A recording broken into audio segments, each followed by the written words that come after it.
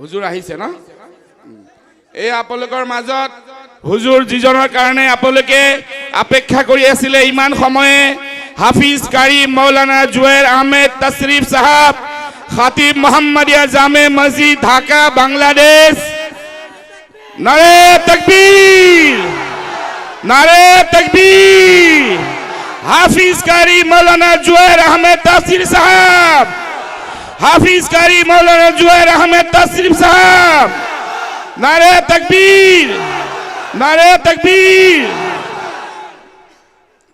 হুজুর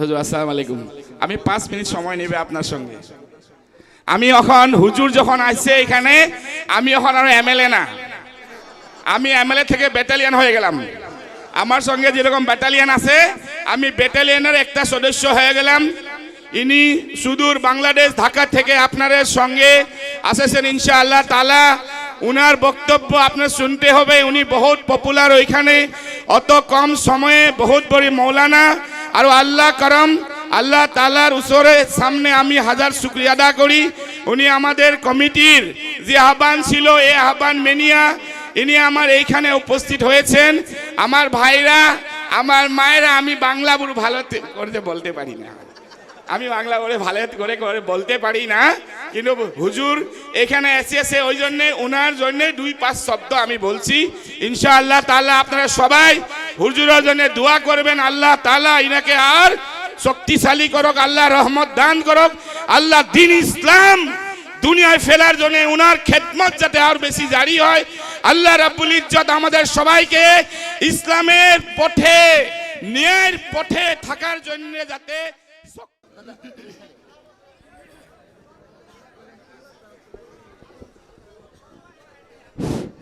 আসসালামু আলাইকুম ইসলাম দরদি ভাইসকল আপনারা ধৈৰ্য সহকাৰে যে বহি আছে তাৰ কাৰণে আপোনালোকক মই ধন্যবাদ দিছোঁ আৰু লগতে আমাৰ মাননীয় বিধায়ক সাহেবে আপোনালোকক দুই এষাৰ কথা ক'লে আৰু তাৰ কাৰণে এখেতকো মই ধন্যবাদ দিছোঁ আৰু এতিয়া আমাৰ মুখ্য অতিথি হাফিজ কাৰি মৌলানা জুবেৰ আহমেদ তশরিফ সাহেব খতিব মোহাম্মদিয়া জামে মসজিদ ঢাকা বাংলাদেশ এখেতে আপোনালোকৰ সন্মুখত কোরআন ও হাদিস কোরআনৰ তফসিৰ আপোনালোকৰ সন্মুখত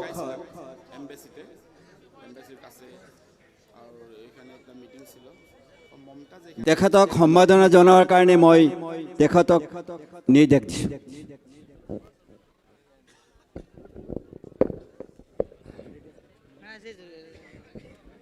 আসসালামু আলাইকুম আকৌ আমি সম্বৰ্ধনা পৰ্ব অনুষ্ঠানলৈ উভতিছোঁ এতিয়া আমি সম্বৰ্ধনা জনাম যে খতিব মোহাম্মদিয়া জামে মছজিদ ঢাকা বাংলাদেশৰ পৰা অহা মুখ্য আকৰ্ষণ তথা মুখ্য অতিথি হাফিজ কাৰি মৌলানা জুবেৰ আহমেদ তশরিফ সাহেব তেখেতক এখন ফুলাম গামোচা এখন ৰুমালেৰে সম্বৰ্ধনা জনাবলৈ আহ্বান জনাইছোঁ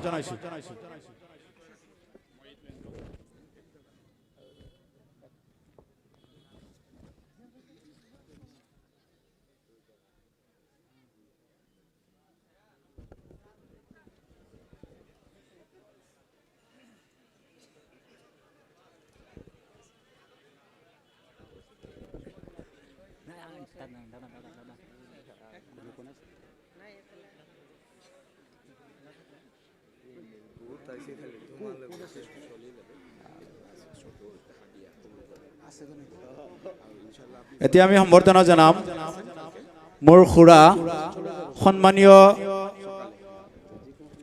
আফাজউদ্দিন তেখেতক এখন ফুলাম গামোচাৰ সম্বৰ্ধনা জনাবলৈ অনুৰোধ জনাইছোঁ আৰু এইখিনিতে সম্বৰ্ধনা পূৰ্ব অনুষ্ঠান স্থগিত ৰাখিছোঁ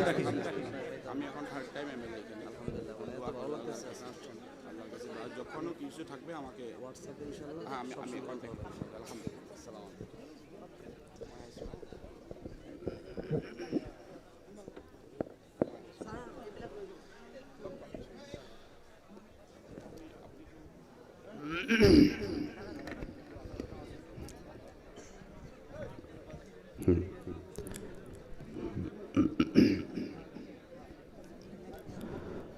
السلام عليكم ورحمة الله وبركاته.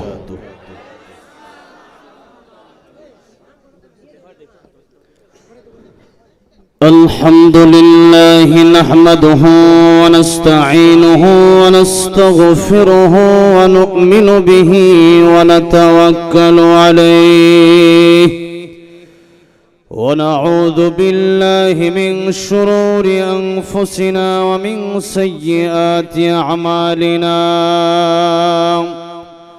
من يهده الله فلا مضل له ومن يضلله فلا هادي له ونشهد أن لا إله إلا الله وحده لا شريك له ونشهد أن سيدنا وسندنا وحبيبنا ومولانا محمدا عبده ورسوله الذي أرسل إلى الناس كافة بشيرا ونذيرا وداعيا إلى الله بإذنه وسراجا منيرا أما بعد فقد قال الله تعالى في كلامه المجيد وفي فرقانه الحميد أعوذ بالله من الشيطان الرجيم بسم الله الرحمن الرحيم إن الساعة آتية أكاد أخفيها لتجزى كل نفس بما تسعى صدق الله العظيم. قال رسول الله صلى الله عليه وسلم اغتنم خمسا قبل خمس شبابك قبل هرمك وصحتك قبل سقمك وغناك قبل فقرك وفراغك قبل شغلك وحياتك قبل موتك أو كما قال النبي عليه الصلاة والسلام. وقال تعالى في شان حبيبه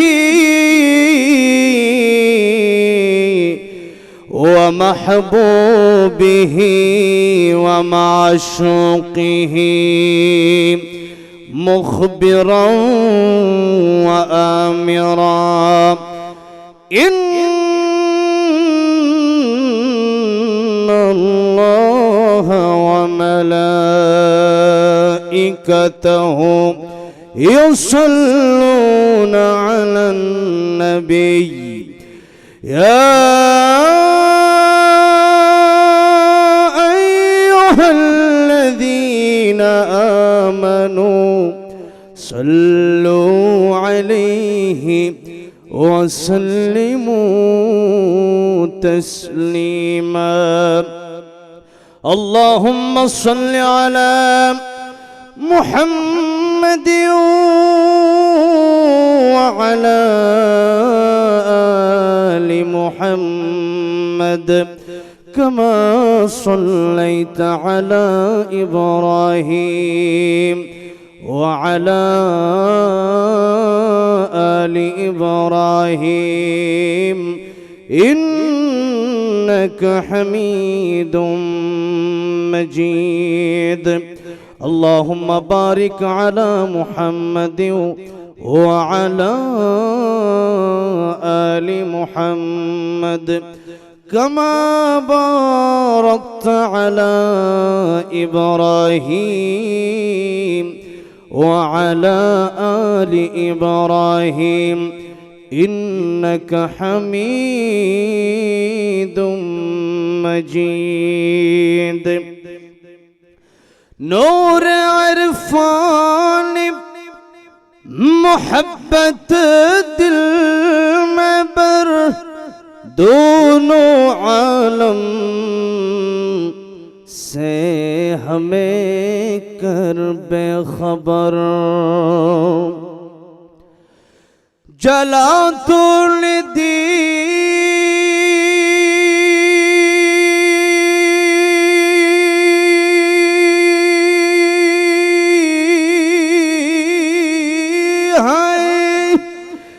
میرے دل میں یا رب جلن کی دوا اب پلا دے خدایا ساری دنیا طے کیا میں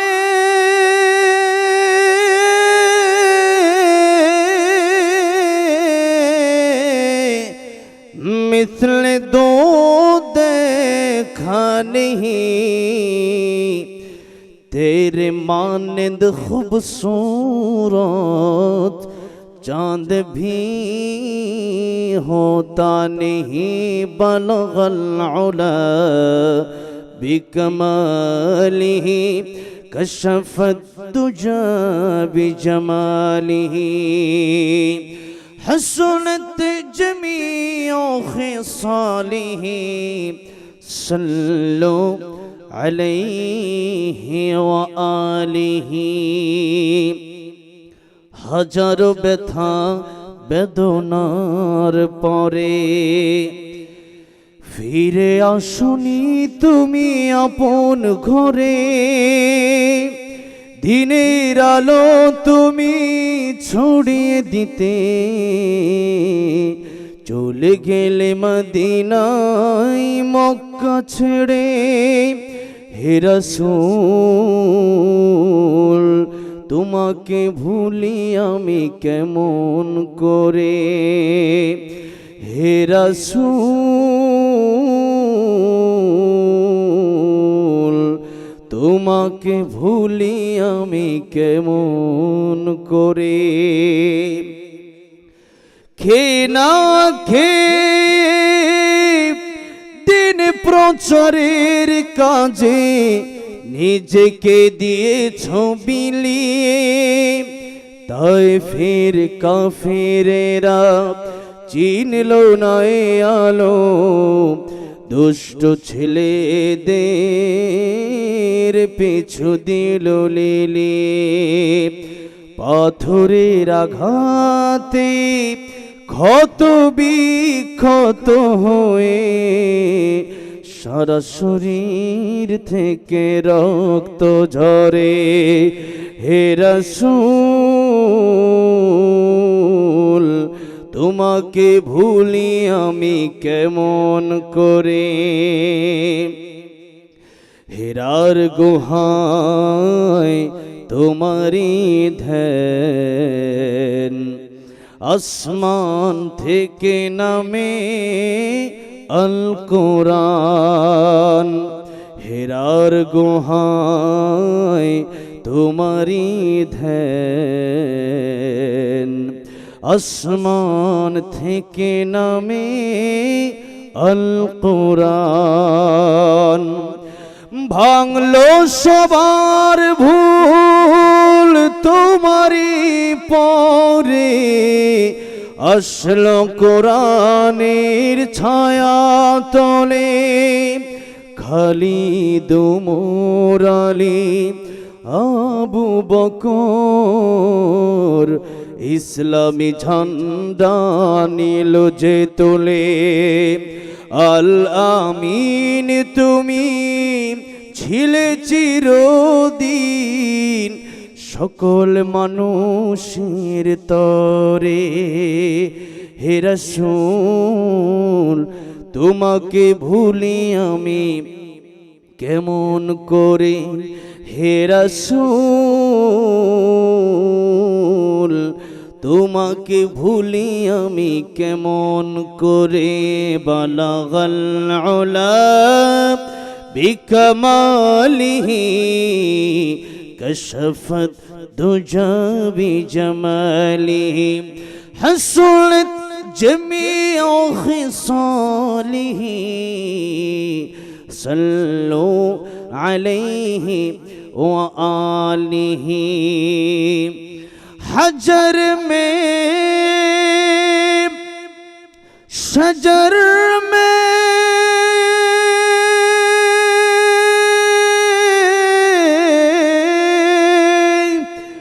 तेरे रंग बू है जिधर देखता हूँ अल्लाह उधर तो ही तो है ला ইলাহা ইল্লাল্লাহ মোহাব্বত জোরে সরে না ইলাহা ইল্লাল্লাহ লা ইলাহা ইল্লাল্লাহ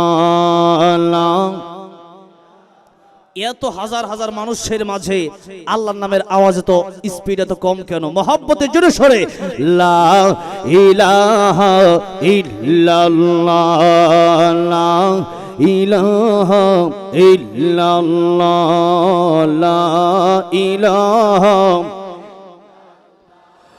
লা ইলাহা ইল্লাল্লাহ লা ইলাহা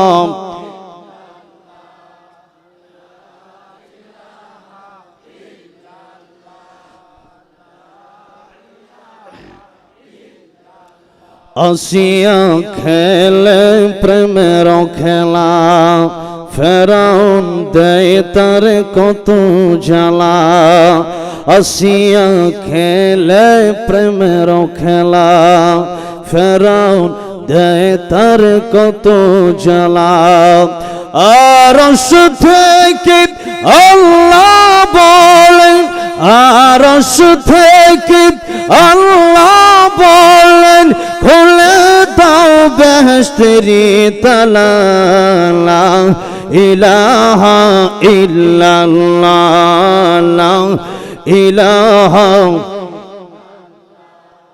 লা ইলাহা মোহাব্বত জোরে জোরে লা ইলাহা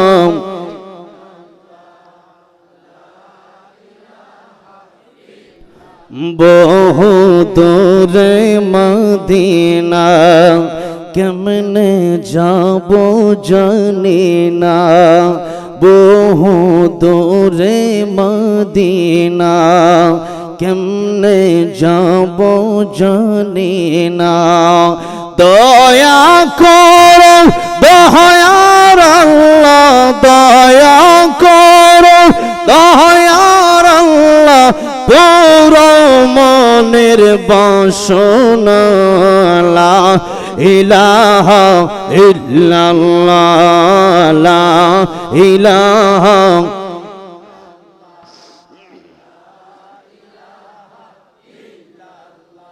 লা ইলাহা ইল্লাল্লাহ মুহাম্মাদুর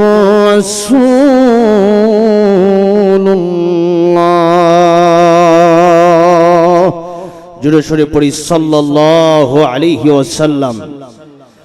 ভারতের আসাম রাজ্যের কামরূপ জেলার লারোয়াজান আজকের এই প্রোগ্রামের সম্মানিত শ্রদ্ধাভাজন সভাপতি সাহেব, প্রধান অতিথি, বিশেষ অতিথিবৃন্দ, মুআজ্জাজ মুকাররম উলামায়ে কেরাম, সুধী মণ্ডলী, তালেবুল ইলম, ছাত্র ভাইরা, প্রাণ প্রিয় যুবক ভাইরা, আল্লাহর পেয়ারা মুরব্বী বাবাজিরা, পর্দার অন্তরালে বসে আছেন শ্রদ্ধা সম্মানিতা মা ও বোনেরা, আল্লাহ পাকের আলিশান দরবারে হৃদয়ের গভীর থেকে অসংখ্য অগণিত শুকর আদায় করছি যে মহান রব্বুল ইজ্জত ওয়াল জালাল আমাদেরকে অত্যন্ত দয়া করে মায়া করে কোরআনের জন্য কবুল করেছেন, মঞ্জুর করেছেন।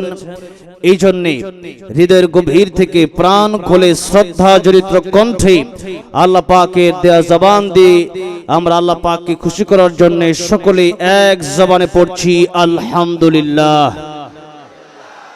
এতগুলো মানুষ আল্লাহ প্রেমের আওয়াজ আসে নাই, মোহাব্বতে আল্লাহ প্রেমের আওয়াজ অন্তরে রেখে, আল্লাহর প্রেম অন্তরে রেখে মোহাব্বতে জোরে সুরে বলি আলহামদুলিল্লাহ। পবিত্র কোরআন শরীফ থেকে সরাসরি আমি আলোচনায় ঢুকতে যাই। আমি বাংলাদেশে সাধারণত 1 ঘন্টা 20 মিনিট আলোচনা করি, কিন্তু এই ইন্ডিয়া আসলে, এই আসামে আসলে বিশেষ করে, আমি তো আসছি খুব অল্প, 1-2 বার এসে যা বুঝলাম মোটামুটি 2-3 ঘন্টার নিচে ওয়াজ করলে এটা তাদের আর কি হয় না। তো এই জন্যে মোটামুটি একটু সময় নিয়ে আলোচনা করব ইনশাআল্লাহ। কি বলেন, আপনারা থাকবেন না যাবেন? কারা কারা থাকবেন? সবাই থাকবেন ইনশাআল্লাহ। নারে তাকবীর, নারে তাকবীর। আল্লাহ কবুল করেন, হাত নামান। পবিত্র কোরআন শরীফ থেকে সরাসরি আলোচনায় ঢুকতে যায়, কারণ আমার পর্ব হচ্ছে কয়েক পর্ব। কথাটা বুঝতে পারছেন? আমি কয়েক পর্বের বক্তা। 1 নম্বরে ওয়াজ আছে, এরপরে গজল আছে, এরপরে আরো কিছু আছে, এরপরে মোনাজাত আছে। ঠিক আছে না? এই জন্য অন্যান্য বক্তাদের পর্ব থাকে মাত্র 1টা, আমার পর্ব 4-5টা। তো পর্ব করে ইনশাআল্লাহ যাব। অনেকে আলহামদুলিল্লাহ হাজার হাজার জনগণ, কোরআন প্রেমিক তাওহীদি জনতারা দাঁড়িয়ে দাঁড়িয়ে আজকের আলোচনা শুনছেন। এটা যেন আল্লাহ পাক কবুল করে, আজকের এই মাহফিলটাকে যেন কবুল করে পরকালে যেন আমাদের নাজাতের ওসিলা বানায়, আমাদেরকে আজকের মাহফিলের ওসিলায় জান্নাত দান করেন। জোরে বলেন আমিন। পবিত্র কোরআন শরীফ থেকে সরাসরি আলোচনা করতে চাই। আল্লাহ রাব্বুল আলামিন যেন আমার এই ইখলাসের সাথে আপনাদেরকে নেক আমলের নিয়তে আলোচনা শোনার তৌফিক দান করেন। জোরে বলেন আমিন। সূরা তাহা থেকে এখানে আয়াতে কারিমা তেলাওয়াত করেছি। এই সূরা তাহা অনেক গুরুত্বপূর্ণ একটা সূরা। আমিরুল মুমিনিন ওমর রাদিয়াল্লাহু আনহু তিনি এই সূরা তাহা পড়তে ছিলেন আর কাঁদতে ছিলেন। এই সূরা তাহার মাধ্যমে তিনি কাফের থেকে ইসলামের ছায়াতলে এসে মুসলমান হন। সুবহানাল্লাহ বলেন। ওমর রাদিয়াল্লাহু আনহু আমার নবীকে হত্যা করতে যাচ্ছিলেন। পথিমধ্যে এক লোক, তার নাম নাইমের সাথে দেখা। নাইম বলে, যাও কোথায়? ওমর বলে, যাচ্ছি মুহাম্মদ রাসূলুল্লাহকে হত্যা করার জন্য। নাইম বলল, তোমার বোন ফাতিমা কালিমা পড়ে মুসলমান হয়ে গেছে। যেই মাত্র বলছে, ওমর কয় আগে ঘর সামলাই। ওমর রাদিয়াল্লাহু আনহু তিনি ঘর সামলানোর জন্য ফাতেমার কাছে গেলেন। ফাতেমা, তুমি নাকি কালিমা পড়ে মুসলমান হইছো? ফাতেমারে মারতেছে, মারতে মারতে রক্তাক্ত করছে। ফাতেমা জবাব দিয়েছে, ওমর তুমি যেই বাবার ছেলে, আমি সেই বাবারই মেয়ে। মারতে পারো, জীবন যেতে পারে, শহীদ হতে পারি, আল্লাহর কোরআন, ঈমান, ইসলাম আমি ছাড়বো না। সুবহানাল্লাহ। ওমর রাদিয়াল্লাহু আনহু বললেন, আগে তো এরকম কোরআন শরীফ ছিল না, ছিন্নপত্র ছিল, ছিন্নপত্র। এক একটা কাগজে সাহাবায়ে কেরাম রাদিয়াল্লাহু আনহুম আজমাইন তারা এই লেখাগুলো লিখে রাখতেন। যখন যে আয়াত নাজিল হতো বিশ্বনবী রাহমাতুল লিল আলামিনের কাছে, তখন এই আয়াতগুলো সাহাবায়ে কেরাম লিখে রাখতেন উটের হাড্ডিতে, কাগজের পাতায়, কাঠের মধ্যে, যে যেভাবে পারত সেভাবে লিখে রাখত। তো ছিন্নপত্রের ভিতরে সূরা তাহা ছিল। তো ওমর বলল, বোন ফাতিমা, আমারে কি ছিন্নপত্র দেওয়া যায়? ফাতিমা বলল, ইন্নাহু লাকুরআনুন কারীম, এই কোরআন পবিত্র, সম্মানিত। এই কোরআন ওযু ছাড়া, গোসল ছাড়া ধরা যাবে না। ওমর রাদিয়াল্লাহু আনহু যথারীতি ওযু করে গোসল করে আসলে পরে তার হাতে এই ছিন্নপত্র দেওয়া হয়। উমর রাদিয়াল্লাহু আনহু তেলাওয়াত করতে শুরু করলেন সূরা তাহা, ইন্নানি আনাল্লাহু লা ইলাহা ইল্লা আনা ফা'বুদনি। এই আয়াত যখন পড়তেছিলেন ফাতেমা তাকায় দেখে ওমরের চোখ দিয়ে দারদার করে ঝর্ণার মতো পানি পড়তেছে। সুবহানাল্লাহ। উমর রাদিয়াল্লাহু আনহু বলেন, বোন রে, আমি সেই নবীর কাছে গিয়ে কালিমা পড়ে মুসলমান হতে চাই। এই কোরআন পৃথিবীর কোন মানুষের বানানো কোরআন নয়, এই কোরআন সেই আল্লাহর কালাম, এটা আমার বিশ্বাস হয়েছে। আমি আজকেই বিশ্বনবী রাহমাতুল লিল আলামিনের দরবারে গিয়ে কালিমা পড়ে মুসলমান হয়ে যাব। সুবহানাল্লাহ। এই সূরা তাহা। আবার এই সূরা তাহা আল্লাহ রাব্বুল আলামিন কিয়ামতের ময়দানে যখন ফারিকুন ফিল জান্নাহ ও ফারিকুন ফিস সাঈর, একদল হবে জান্নাতি আর একদল হবে জাহান্নামী। জান্নাতে মানুষগুলো যাওয়ার পরে আল্লাহ একটা আয়োজন করবেন, একটা মাহফিল করবেন। এই কোরআনের মাহফিলটা আল্লাহ পাক করবেন। এই কোরআনের মাহফিলে আল্লাহ সুবহানাহু ওয়া তাআলা নিজে থাকবেন সভাপতি। সুবহানাল্লাহ বলেন। আমাদের নবী রাহমাতুল লিল আলামিন থাকবেন প্রধান অতিথি। আর দাউদ আলাইহিস সালাম যার জাবুর তিলাওয়াত শুনে সাগরের মাছ মাঝখান থেকে সাগরের কিনারায় চলে আসতো, আকাশের পাখিগুলো জমিনে নেমে পড়তো। মানুষ তার তিলাওয়াতের পাগল ছিল। সেই জাবর আলাইহিস সালামকে আল্লাহ কণ্ঠ দান করেছিলেন। এই জাবর আলাইহিস সালামকে আল্লাহ পাক সেদিন বিশেষ অতিথি হিসেবে রাখবেন। সেই দিন আল্লাহ রাব্বুল আলামিন নিজে কোরআন শরীফ তেলাওয়াত শোনাবেন। আল্লাহ তাআলা নিজে সূরা রহমান তেলাওয়াত করে শোনাবেন। বলেন সুবহানাল্লাহ। আর বিশ্বনবী রাহমাতুল লিল আলামিন তিনি সূরা ইয়াসিন থেকে তেলাওয়াত করে শোনাবেন। আর দাউদ আলাইহিস সালাম তিনি তো কোরআনের হাফেজ ছিলেন না, আমাদের নবী শেষ নবী, ওয়ালাকির রাসূলুল্লাহ ওয়া খাতামান নবিয়্যিন। নবীর পরে কোন নবী, আমাদের নবী বিশ্ব নবীর পরে কোন নবী নাই, তিনি শেষ নবী। এখন দাউদ আলাইহিস সালাম তো আমাদের নবীর অনেক আগের নবী। দাউদ আলাইহিস সালাম উনি তো কোরআনের হাফেজ না। এখন দাউদ আলাইহিস সালাম তিনি সূরা তাহা তিলাওয়াত করবেন কেমনে? আল্লাহ যখন বলবেন দাউদ তুমি কোরআন শরীফ থেকে তেলাওয়াত করো, তখন দাউদ আলাইহিস সালাম সাথে সাথে গোটা 30 পারা কোরআনের হাফেজ হয়ে যাবেন। তখন দাউদ আলাইহিস সালাম এই সূরা তাহাটা তেলাওয়াত করবে। এই সূরা তাহার অনেক গুরুত্ব, অনেক ফজিলত। এবার আসেন আমি যে আয়াতটা তেলাওয়াত করেছি সেই আয়াতের দিকে যাই। প্রথমে তরজমা করব, এরপরে আস্তে আস্তে ব্যাখ্যা, বিশ্লেষণ, তাফসীরের দিকে ঢুকবো ইনশাআল্লাহ। মা তাওফীকি ইল্লা বিল্লাহ। এবার আসেন তরজমাটা আগে করি। আল্লাহ পাক বললেন ইন্নাস সাআতা আতিয়াতুন আকাদু উখফিহা লিতুজজা কুল্লু নাফসিন বিমা তাসআ। নিশ্চয় ইন্না, নিশ্চয়, সাআতা, সা মানে কিয়ামত, আতিয়াতুন আসবে, আকাদু উখফিহা আমি আল্লাহ গোপন রাখছি। এই কিয়ামত কবে আসবে এটা পৃথিবীর কেউ জানে না। 2026 সালে আসবে না 2028 সালে আসবে এটা পৃথিবীর কেউ জানে না। আর আল্লাহ তাআলা পরে বললেন লিতুজজা কুল্লু নাফসিন বিমা তাসআ, কিয়ামত কেন কায়েম করব? तमाम পৃথিবীর যা কিছু আছে, নফস যার ভিতরে রূহ আছে, তাদের বদলা আমি আল্লাহ দেওয়ার জন্য মানুষ, জিন, গরু, ছাগল সব কিছুর বদলা কিয়ামতের ময়দানে দেওয়া হবে। এই জন্য আমি আল্লাহ কিয়ামতের মাঠ কায়েম করব। এবার আসুন আয়াতের তরজমা শুনলেন, এবার আসুন ব্যাখ্যা বিশ্লেষণে যাওয়া যাক। আল্লাহ পাক বললেন ইন্না সাআতা, নিশ্চয়ই কিয়ামত আতিয়াতুন আসবে, কিয়ামত আসবে। এই কিয়ামতের মানে হলো, নবী বলেন কিয়ামত শুধু ওই বড় কিয়ামত পৃথিবী ধ্বংস হবে ওই সময় না। কিয়ামত মানে হলো মান মাতা ফাকাদ কামাত কিয়ামাতুহু, যার যখন মরণ হবে তার তখন কিয়ামত শুরু হয়ে যাবে। আচ্ছা বলেন তো, এখানে কি এমন কোন লোক আছেন যার মরণ নাই? হ্যাঁ, আচ্ছা ভারতের প্রধানমন্ত্রী তিনি মনে হয় মরবে না, নাকি মরবে বলেন তো? তিনি মরবে। আচ্ছা মনে করেন আমেরিকার প্রেসিডেন্ট কি বলেন, মরবে কি মরবে না? এমন কি কোনো ব্যক্তি আছেন এখানে যে হাত তুলে বলতে পারবে যে আমি মরবো না?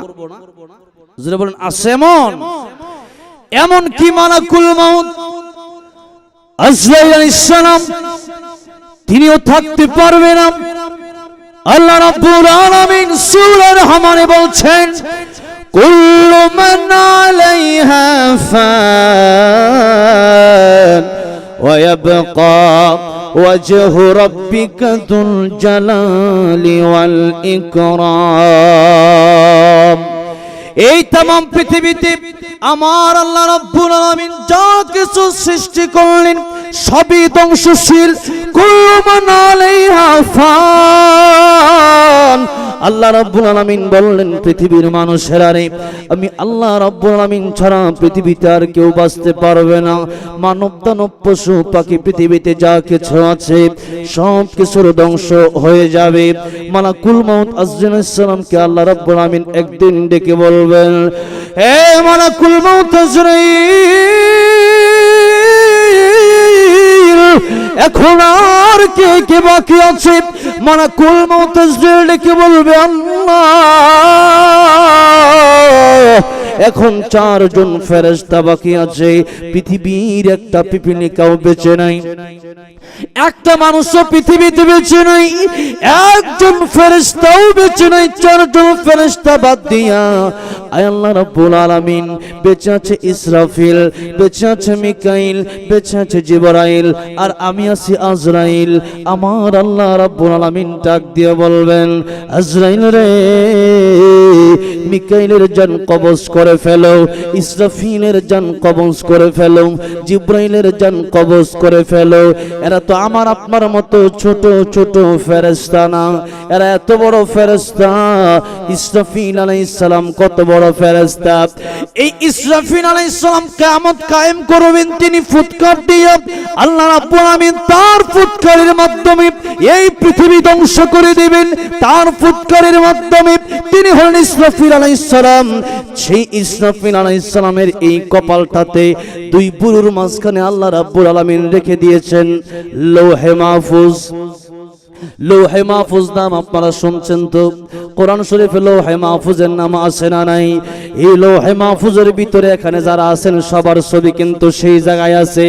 এই পৃথিবীর যত মানুষ আছে সব মানুষের ছবি আল্লাহ সেখানে ঝোলায়া রাখছে। কেমন করে বুঝলাম? আল্লাহর নবী বিশ্ব নবী রাহমাতুল লিল আলামিন বলেন, ও আমার সাহাবীরা, तमाम পৃথিবীতে যত নবী এসেছেন সমস্ত নবীরা তাদের উম্মত নিয়ে আমি নবীর সাথে দেখা করেছে। জোরে বলেন আল্লাহু আকবার। সমস্ত নবীরা তাদের উম্মত নিয়ে আমি নবীর সাথে দেখা করছে। আমি দেখলাম কোন নবী আসলো তার 40 জন উম্মত নিয়ে, কোন নবী আসলো তার 20 জন উম্মত নিয়ে, কোন নবী 10 জন, কোন নবী 5 জন, কোন নবী 4 জন, কোন নবী 3 জন, কোন নবী 2 জন, কোন নবী 1 জন, কোন নবী 9 জন উম্মতি নাই। হঠাৎ করে আমি তাকে দেখি আল্লাহর একজন পয়গম্বর 6 লক্ষ উম্মত নিয়ে আমার সাথে দেখা করতে আসতেছে। আমার চেহারা মলিন হয়ে গেল। আমি আল্লাহর জিজ্ঞাসা করলাম, আল্লাহ তাআলা এই নবী কোন নবী যেই নবীর 6 লক্ষ উম্মত? আল্লাহ রাব্বুল আলামিন ডাক দিয়ে বললেন, হাবিব, এই পয়গম্বর হচ্ছেন আমার জলিলুল কদর পয়গম্বর মুসা কালিমুল্লাহ। তার 6 লক্ষ উম্মত রয়েছে। আমার নবীর চেহারা মলিন হয়ে গেছে। আমার আল্লাহ রাব্বুল আলামিন বুঝতে পারছেন কেন চেহারা মলিন হয়েছে। কারণ আমার নবী চিন্তা করলেন, মুসা কালিমুল্লাহর যদি 6 লক্ষ উম্মত হয় আর আমার উম্মত তো 6 লক্ষ নাই, ওই সময় তো নবীর উম্মত 6 লক্ষ নাই। আমার নবীজির চেহারা মোবারক মলিন হয়ে গেলে পরে আমার আল্লাহ রাব্বুল আলামিন ডাক দিয়ে বলেন, হাবিব,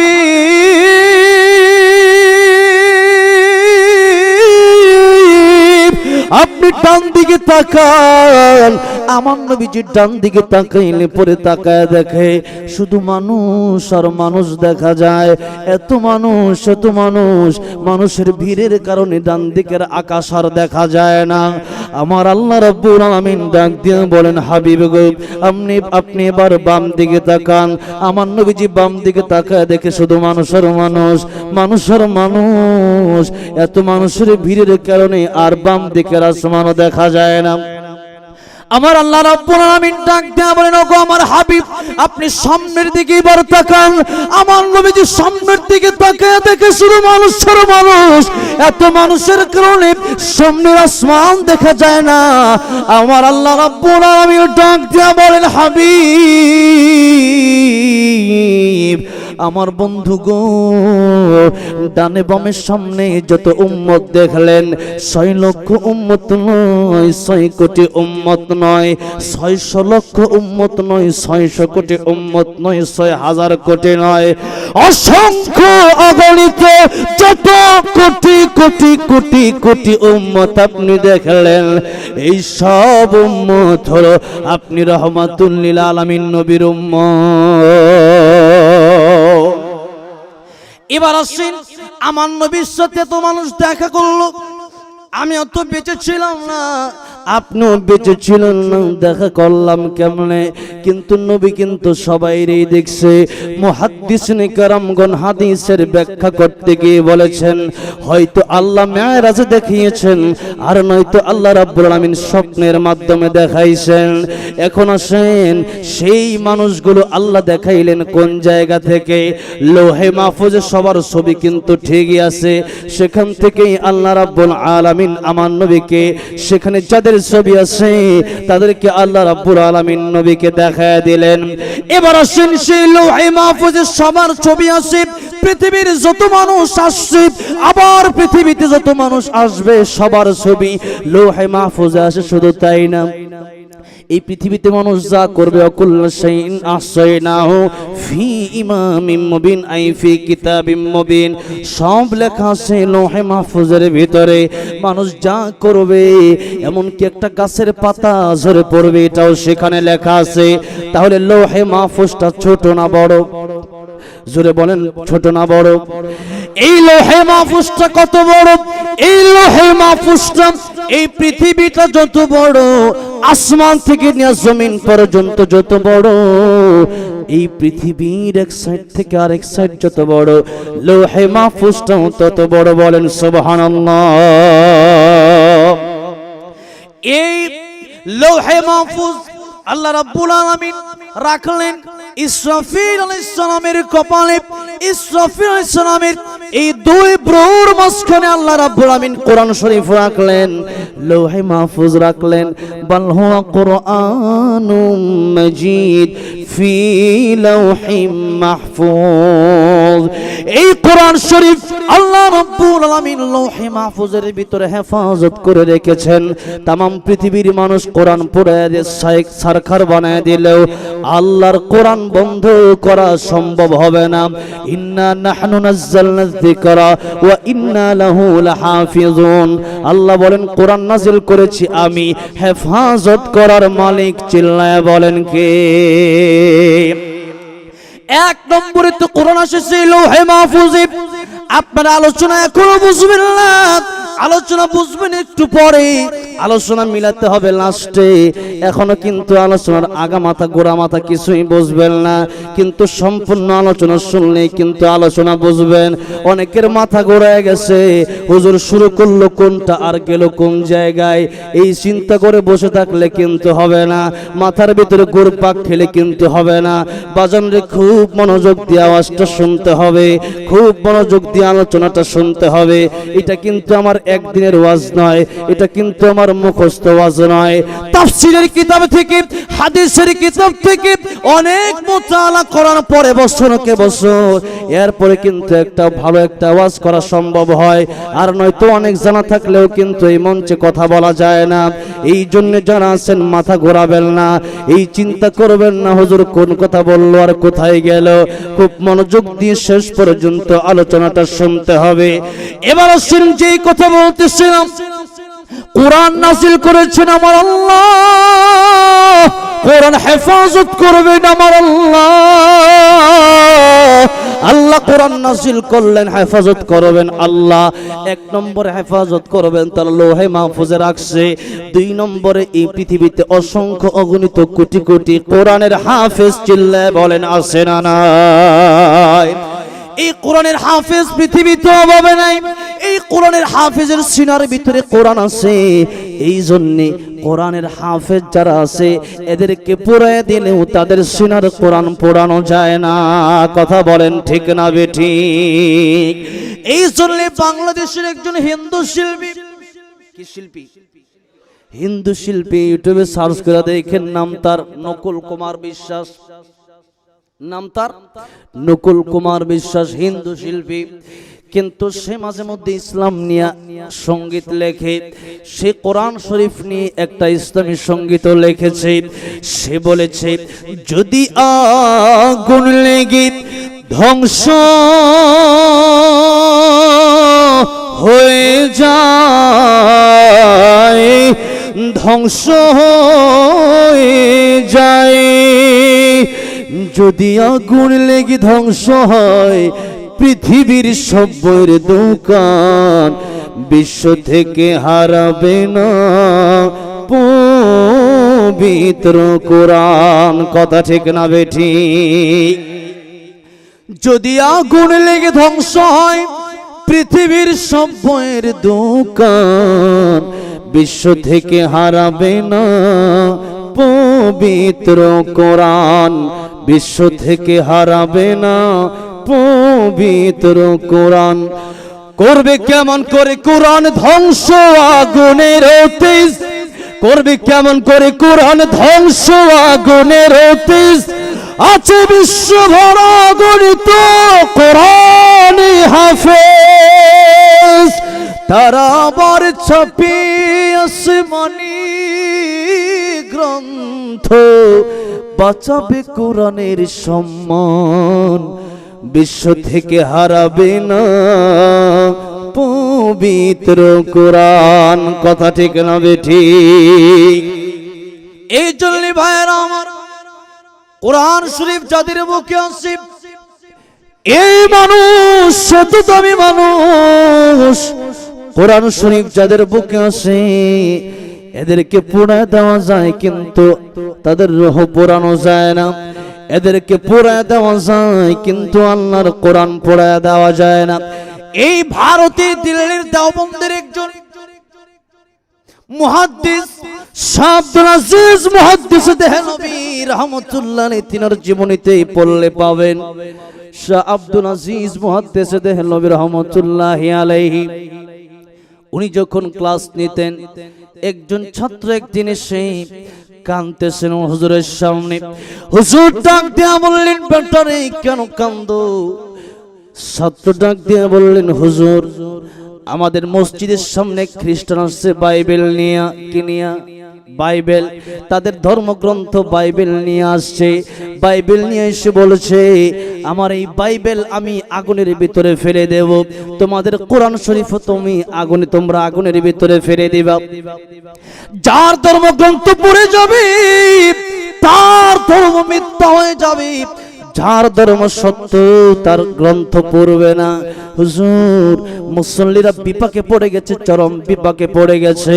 এই কোরআন শরীফ যদি আগুনে দিয়ে দেই আর কোরআন শরীফ যদি পড়ে যায়, তাহলে তো মুসলমান ধর্ম যদি তার সামনে মিথ্যা হয়ে যায়, আমরা মুখ দেখাবো কেমনে? শাহ আব্দুল আজিজ মুহাদ্দিস দেহলভী রাহমাতুল্লাহি আলাইহি ডাক দিয়া বললেন, বেটারে চলো, আজকে আর ক্লাসের প্রয়োজন নাই, আজকে ক্লাস হবে ওই মসজিদের সামনে। যেই মসজিদের সামনে আসলো খ্রিস্টান বেটা বাইবেল নিয়া, হুজুর চলে গেলেন সেই খ্রিস্টান লোকের সামনে। হুজুর ডাক দিয়া বললেন, কি হয়েছে তাদের সাথে না বইলা আমার সাথে বলো। সাধারণ মুসলমানের কাছে সব প্রশ্ন করা যায় না, আমি কোরআনের আলেম হাদিসের আলেম, আমার কাছে তুমি জিজ্ঞাসা করো। যেই মাত্র বলল, খ্রিস্টান ডাক দেয়া বলল, তোমরা কোরআন শরীফ নিয়ে আসো, আমি বাইবেল নিয়ে আসলাম, দুইটা আগুনের ভিতরে ফেলবো, যেটা পড়ে যাবে ওইটাই হয়ে যাবে মিথ্যা ধর্ম, যেই গ্রন্থ পড়বে না ওইটা হবে সত্য ধর্ম। এবার শাহ আব্দুল আজিজ মুহাদ্দিস দেহলভী রাহমাতুল্লাহি আলাইহি বললেন, একটা কোরআন শরীফ নিয়ে আসো তোমরা। কোরআন শরীফ নিয়ে আসা হলো, একদিকে বাইবেল আর একদিকে আল্লাহর কোরআন। একদিকে বাইবেল খ্রিস্টানের হাতে, আরেকদিকে মুসলমানের হাতে কোরআন। মুসলমানের হাতে কোরআন। খ্রিস্টান বড় খুশি, কারণ খ্রিস্টান বেটা একটা বাটপারি করছে। ওই বাটপারি একটু পরে আপনারা বুঝবেন। এবার হুজুর বললেন, কোরআন শরীফ পড়ে আলাপ কি? শাহ আব্দুল আজিজ মুহাদ্দিস দেহলভী রাহমাতুল্লাহি বললেন, ও এলাকার লোকেরা, ও খ্রিস্টান মিয়া, কোরআন শরীফ পড়ায় লাভ কি হবে? বাইবেল পড়ায় লাভ কি হবে? তোমার বাইবেল পড়ানোর দরকার নাই, আমার কোরআন শরীফ পড়ানোর দরকার নাই। যদি তোমার ভিতরে সৎ সাহস থাকে, তোমার খ্রিস্টান ধর্ম যদি সত্য হইয়া থাকে, তুমিও আগুনে লাভ দেবা, আমিও আগুনে লাভ দেব। যার পশম আগুনে পোড়াবে তার ধর্ম মিথ্যা, আর যার পশম আগুনে পোড়াবে না তার ধর্মই আজকে সত্য বলে প্রমাণিত হয়ে যাবে।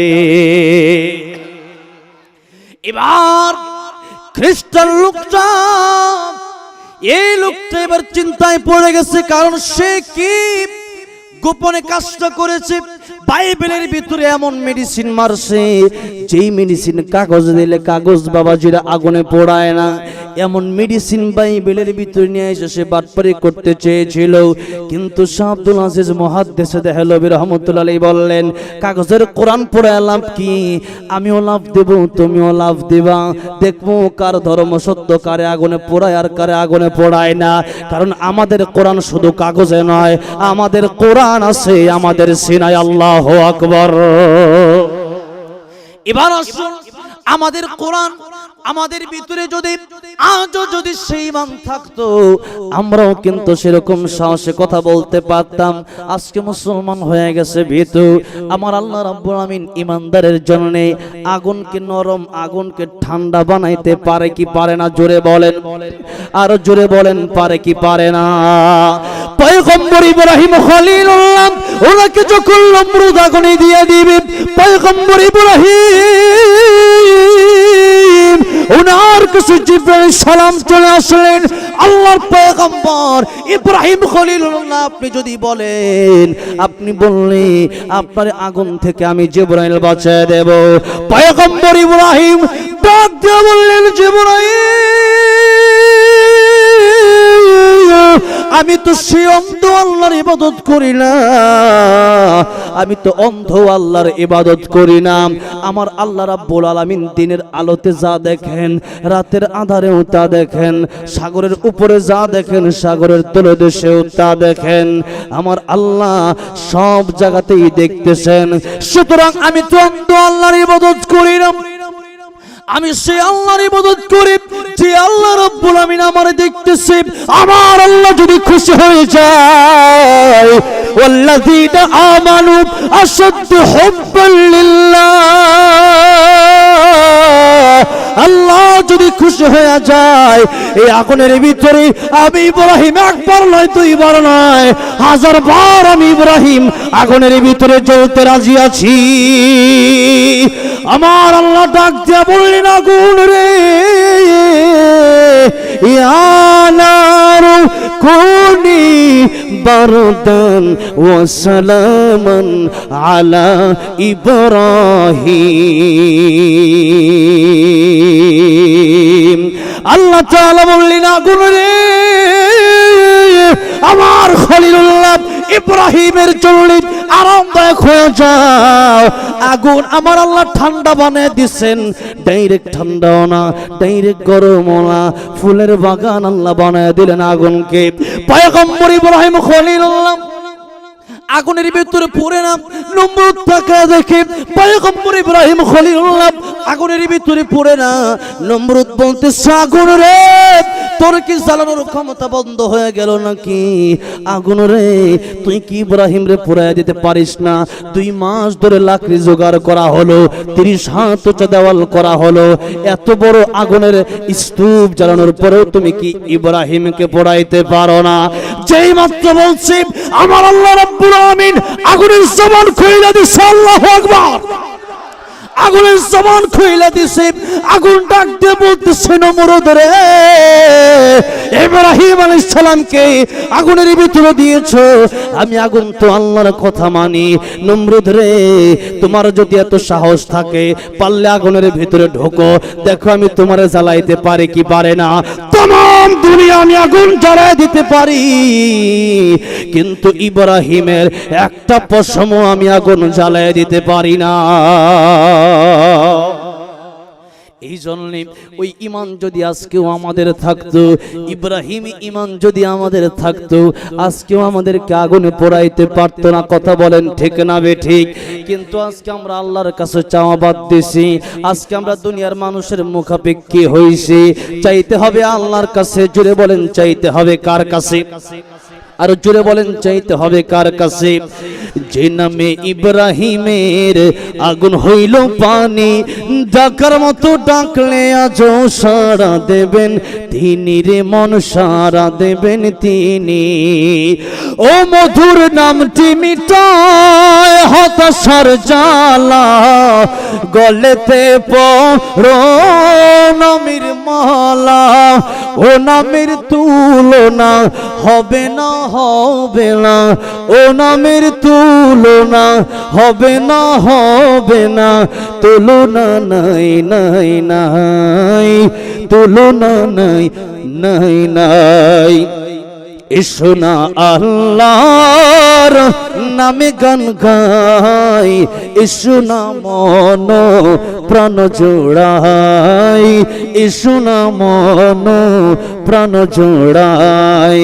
আল্লাহ আকবার বলো, আল্লাহ আকবার। জোরে জোরে আল্লাহ আকবার বলো। আর জোরে মোহাব্বতে আল্লাহ আকবার বলো, আল্লাহ আকবার, আল্লাহ আকবার বলো। ও মধুর নামটি নিলে হৃদয় হাসে, ও মধুর নামে সুখ নেমে আসে। ও নামের তুলনা হবে না, হবে না। ও নামের তুলনা মেলে না, মেলে না। তুলনা নাই, নাই, নাই। তুলনা নাই, নাই, নাই। এসো না আল্লাহর নামে গান গাই, এসো না মন প্রাণ জোড়াই, এসো না মন প্রাণ জোড়াই। আল্লাহ আকবার বলো, আল্লাহ আকবার, আল্লাহ আকবার বলো। আর যদি মোহাম্মতে আল্লাহ আকবার, আল্লাহ আকবার বলো। আপনাদের এই আওয়াজ হলে হবে না, কিন্তু নারে তাকবীর। ইব্রাহিম আলাইহিস সালামের মতো ওই ঈমান তো আজকে আমাদের নাই। আজকে আমাদের ঈমান হয়ে গেছে কচু পাতার পানির মতো। যাই হোক, ঈমানটারে মজবুত করে নিতে হবে। দুনিয়ার কাউকে ভয় করা যাবে না, একজনকে ভয় করতে হবে। জবান ছেড়ে দিয়ে বলেন তিনি কে?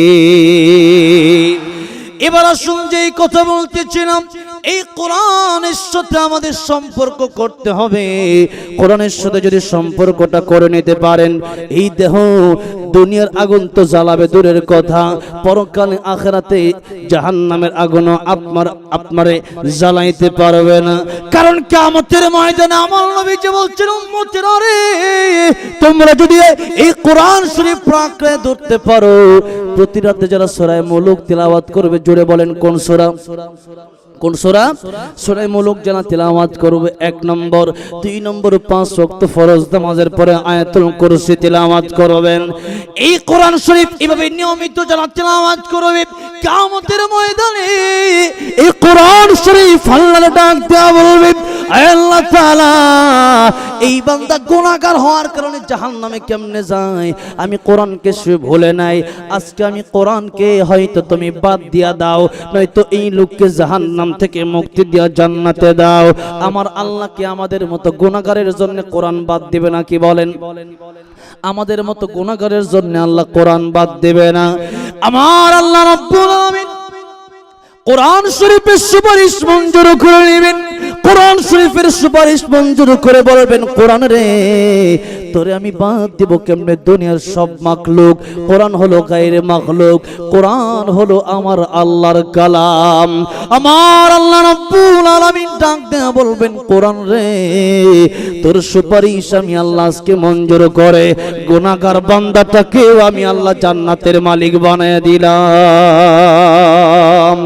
সমাধান চাও যদি জীবনে, মরণে ফিরে যাও, খোঁজে নাও চোখ রাখো কোরআন। ঠিক কিনা বলেন? কোথায় চোখ রাখতে হবে? কোরআন শরীফে। একটু আমার সাথে আপনারা গাইতে রাজি আছেন না ইনশাআল্লাহ? কি বলেন, গাইতে রাজি আছেন না নাই? একটু বেশি সময় দিলে কি আপনাদের কষ্ট হবে? আপনাদের কষ্ট হচ্ছে? শেষ করে দেব। কাদের কাছে ভালো লাগতেছে হাত তোলেন তো। নারে তাকবীর, নারে তাকবীর। আল কোরআনের আলো, কোরআন সুন্নাত যেখানে, নারে তাকবীর। হাত নামান, আল্লাহ কবুল করেন। তাহলে আজকে যদি মনে করেন রাত 4টা বাজে, যদি 5টা বাজে ফজর হয়, কি সারা রাত আপনারা থাকেন? সারা রাত। আমি আর কিছুক্ষণ বলে যাই। তাহলে একটু আমার সাথে আমার মুরব্বী বাবাজিরা, ভালো লাগতেছে না? ভালো লাগতেছে না খারাপ লাগতেছে? জোরে বলেন, ভালো না খারাপ? ভালো লাগতেছে। যারা এখানে বসে আছেন তাদেরকে কবুল করে নিয়েছেন, এই জন্য মুহাব্বতে একটু প্রাণ ভরে আল্লাহর প্রেম নিয়ে, কোরআনের প্রেমে, কোরআনকে নিয়ে সঙ্গীতটা আমরা একসাথে সবাই মিলে গাইব। বলেন না, সমাধান চাও যদি জীবনে, মরণে ফিরে যাও খুঁজে নাও, চোখ রাখো কোরআনে, ফিরে যাও খুঁজে নাও। আর মহব্বতে সমাধান চাও যদি জীবনে, মরণে ফিরে যাও খুঁজে নাও, ফিরে যাও খুঁজে নাও। এ বাণী সকলের নয় শুধু মুমিনের, যারাই চলবে মেনে ফল পাবে কোরআনের। এ বাণী সকলের নয় শুধু মুমিনের, যারাই চলবে মেনে ফল পাবে কোরআনের। ঘরে বলো কি বা রাষ্ট্রে বলো, ঘরে বলো কি বা রাষ্ট্রে বলো, অশান্তি দূর কর শান্তি আনে। সমাধান সমাধান চাও যদি জীবনে, মরণে ফিরে যাও খুঁজে নাও। বলেন না, বলেন না, সমাধান চাও যদি জীবনে, চোখ রাখো কোরআনে, ফিরে যাও খুঁজে নাও। এ তো চির অম্লান চির মুক্তির ডাক, এ যে মহাবাণী খোদারি কালামে পাক।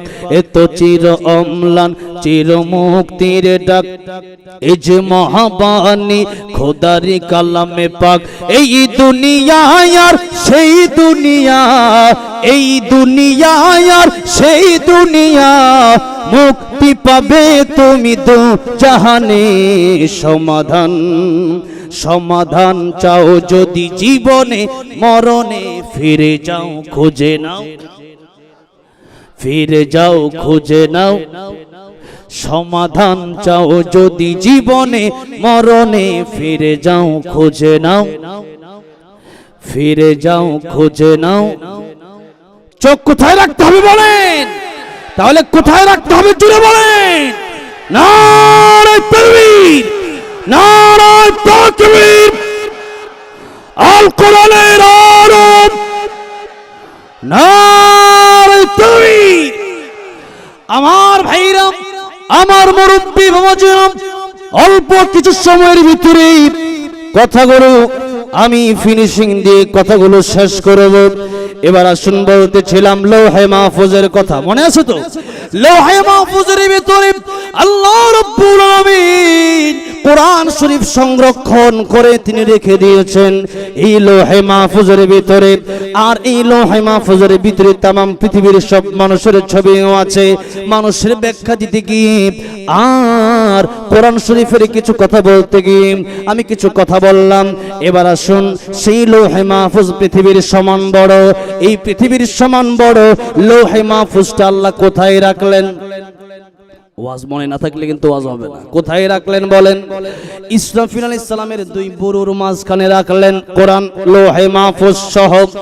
এই কোরআন শরীফ আল্লাহ রাব্বুল আলামিন লৌহে মাহফুজের ভিতরে রেখে দিয়েছেন। ইসরাফিল আলাইহিস সালামের কপালে সেই লৌহে মাহফুজ। এই লৌহে মাহফুজ পুরো পৃথিবীর সমান বড় একটা প্লেটের নাম। এই লৌহে মাহফুজ যদি ইসরাফিল আলাইহিস সালামের কপালে থাকে, এবার আপনারা জবাব দেন, ইসরাফিল আলাইহিস সালাম ছোট ফেরেশতা না বড় ফেরেশতা? আরো অনেক ব্যাখ্যা আছে, আজকে আর দেব না, আরেকদিন ইনশাআল্লাহ। আগামীতে যদি কোনোদিন আল্লাহ বাঁচায় রাখে, এই বছর তো আর আসবো না, আগামী বছর যদি আসি তাহলে ইনশাআল্লাহ চেষ্টা করব বলার। এবার আসেন, এই লৌহে মাহফুজ ইসরাফিল আলাইহিস সালামের কপালে ইসরাফিল আলাইহিস সালাম ফুৎকার দেবে, সেই ফুর ভিতরে কত শক্তি যে তামাম পৃথিবী শুধু উড়বে, পাহাড়গুলো তোলার মতো উড়বে।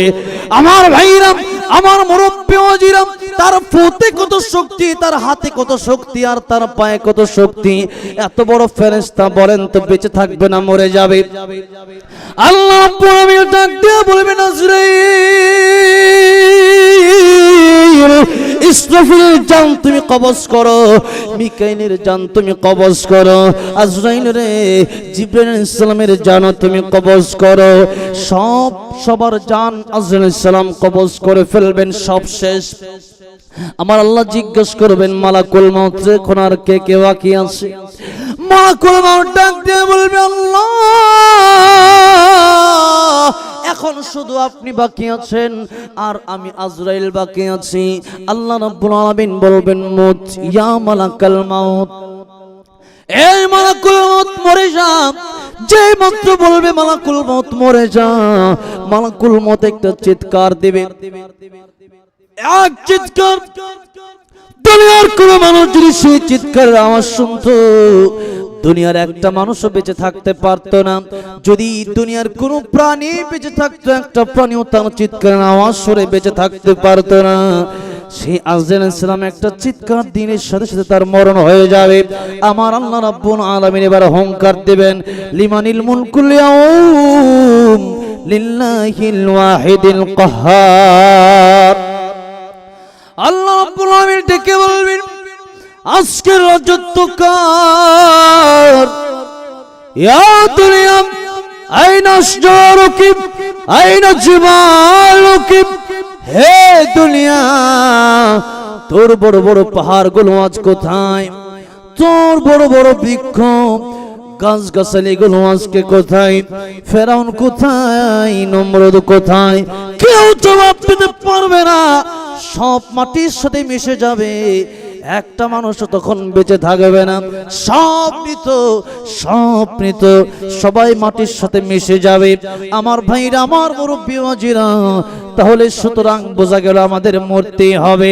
এই মৃত্যুর পরে আল্লাহ রাব্বুল আলামিন আবার ইসরাফিল আলাইহিস সালামকে জীবিত করবে, আমার নবীকে আগে জীবিত করবে, আমার নবীকে আগে কবর থেকে উঠাবে। নবী তো কবরের ভিতরে এমনি জীবিত, আবার আমার নবীকে আল্লাহ উঠাবে। ইসরাফিল আলাইহিস সালাম সিংহায় ফুৎকার দেবে, আল্লাহ রাব্বুল আলামিন কিয়ামত কায়েম করবে। तमाम পৃথিবীর সব মানুষকে আল্লাহ পৃথিবীতে আবার উঠাবে। এই পৃথিবীর সমস্ত সাগর, আটলান্টিক মহাসাগর, বঙ্গোপমহাসাগর, আরব মহাসাগর সহ এই পৃথিবীতে যত সাগর আর নদী আছে, একটা সাগরও থাকবে না, একটা নদীও থাকবে না।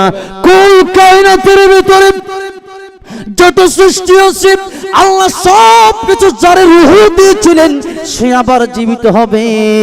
কারণ এই মানুষ যাদের জীবন আছে তাদের মরণ আছে, সেই ব্যক্তিরা আবার জীবিত হবে। এই পৃথিবী আল্লাহ রাব্বুল আলামিন আবার উঠাবেন, কিন্তু কোনো পানি থাকবে না। এই পৃথিবীটাকে আল্লাহ তামা বানায় দিবে, তামা বানায় দেবে। মাথার অর্ধ হাত উপরে চলে আসবে সূর্য, আর দুনিয়াটা হয়ে যাবে তামা।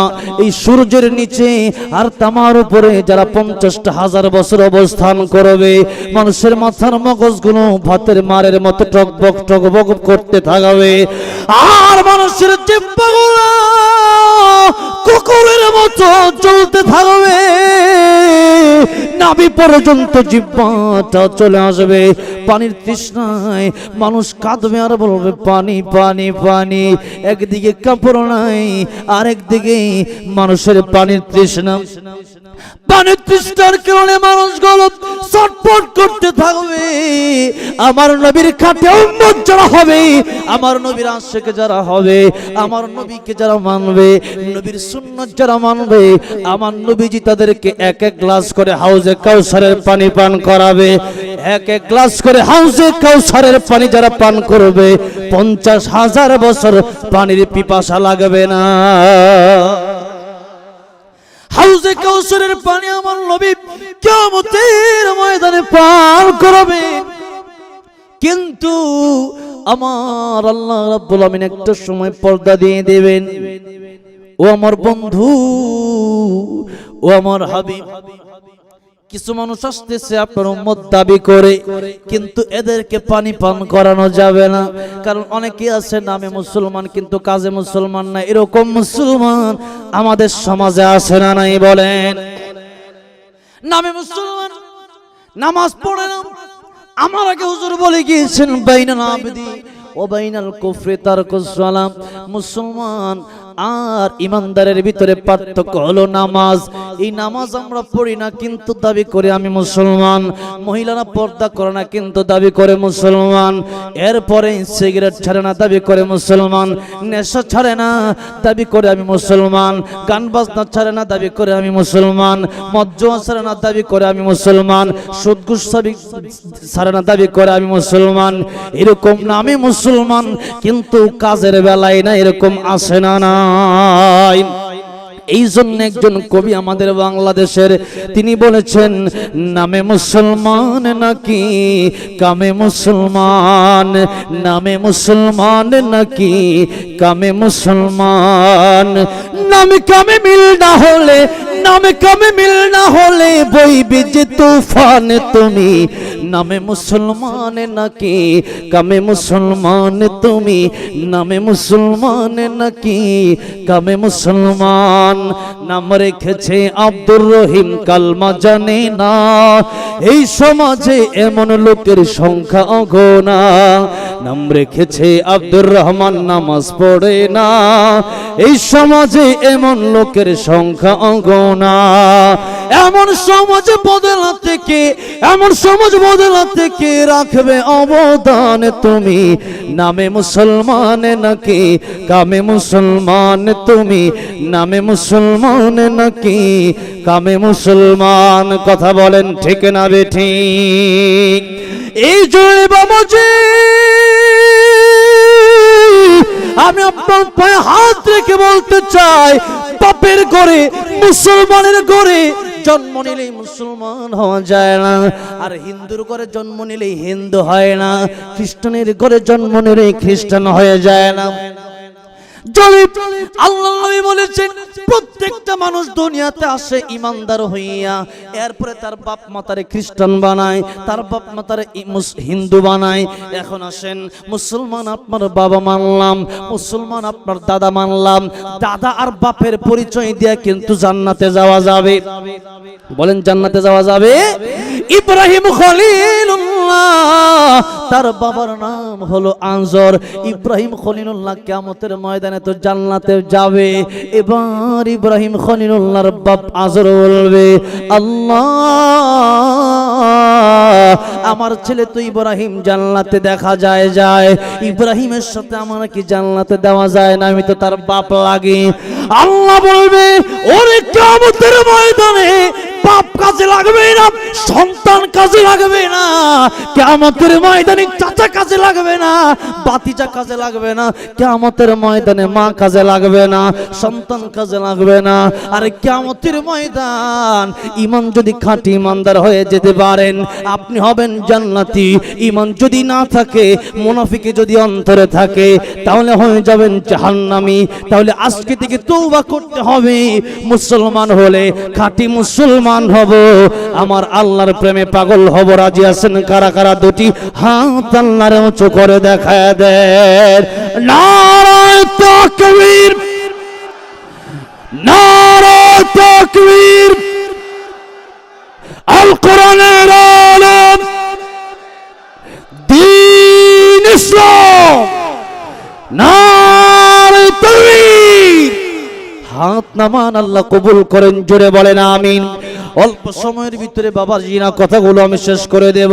অলরেডি কয়েকটা স্লিপ আমার কাছে চলে আসছে, অনেকগুলো লেখা, গজলের লেখা, আরো কত লেখা, সবই ইনশাআল্লাহ বলার চেষ্টা করব।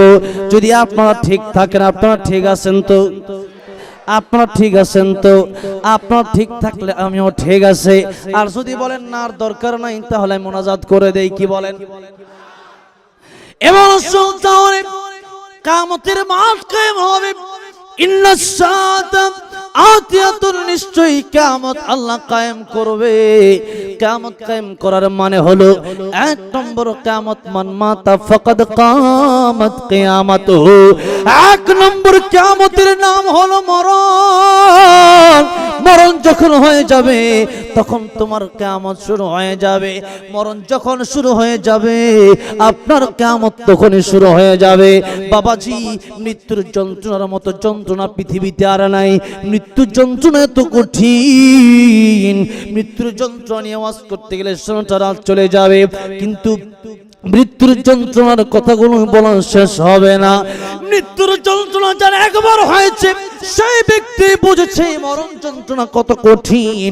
আমার নবীকে যখন আজরাইল জান কবজ করবে মালাকুল মাউত, আমার নবী বললেন আমার বুকের উপর রাখলা কি হাত রাখলাম নাকি রাখলাম উহুদ পাহাড়? আমার নবীজি যদি এই কথা বলেন আমি আর আপনি করব কি বলেন?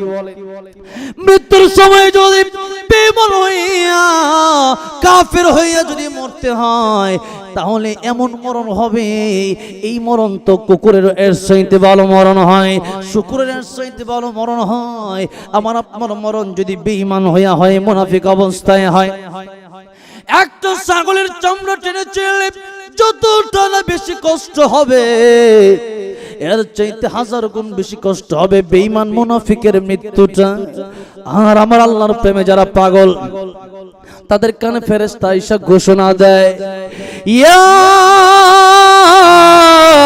আইয়াতুহান নাফসুল মুতমাইন্না ইরজিই ইলা রাব্বিকি রাদিয়াতাম মারদিয়া ফাদখুলি ফি ইবাদি ওয়াদখুলি জান্নাতি।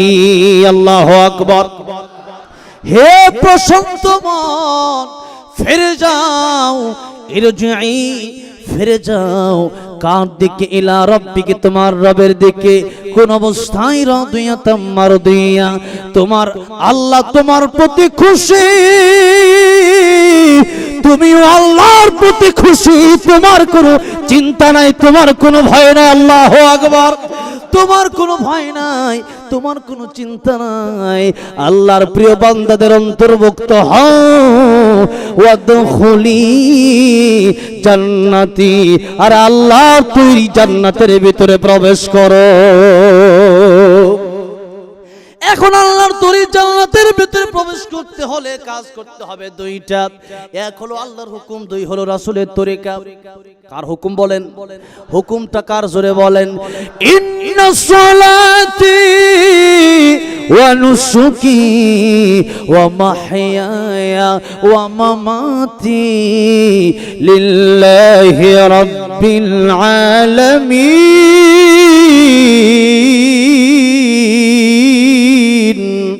আল্লাহ রাব্বুল আলামিন বলেন, কুল, ওগো নবী আপনি বলুন, আমার নামাজ, আমার কুরবানি, ও মাহইয়া, আমার জীবন, ও মামাতি, আমার মরণ সব নিবেদিত করলাম আল্লাহ রাব্বুল আলামিনের জন্য। সব হবে আল্লাহর জন্য, আর তরিকাটা হবে আমার রাসূলের তরিকা। আল্লাহ যা বলছেন, রাসূল যা করেছেন ওইটাই হবে ইসলামের কাজ। বাবা কি বলেছে, দাদা কি বলেছে, অমুক কি বলেছে, অমুক হুজুর কি বলছে, এটা দিয়ে ইসলাম চলবে না। আল্লাহ যা বলছেন, রাসূল যা করেছেন, এটার বাইরে ইসলাম হতে পারে না। কথা বলেন ঠিক না বেঠিক? এবার আসেন, আল্লাহর হুকুম, রাসূলের তরিকা মানতে হবে, এর ভিতরে শিরিক থাকতে পারবে না। তাহলে আপনার এই ইবাদতটার মাধ্যমে আপনার জান কবরটাও হয়ে যাবে শান্তিময়। আপনার কবরে যাওয়ার পর আল কবর রাউযাতুম মির রিয়াজিল জান্নাহ আও হুফরাতুম মিন হুফারিন নার, কবরটা কারোর জন্য জান্নাতের বাগান হয়ে যাবে, আর নয়তো কারোর জন্য জান্নাতের টুকরা, কারোর জন্য জাহান্নামের বাগান। এখন আসেন, কবরে যাওয়ার সাথে সাথে কিন্তু হয়তো শান্তি নয়তো শাস্তি আপনার শুরু হয়ে যাবে।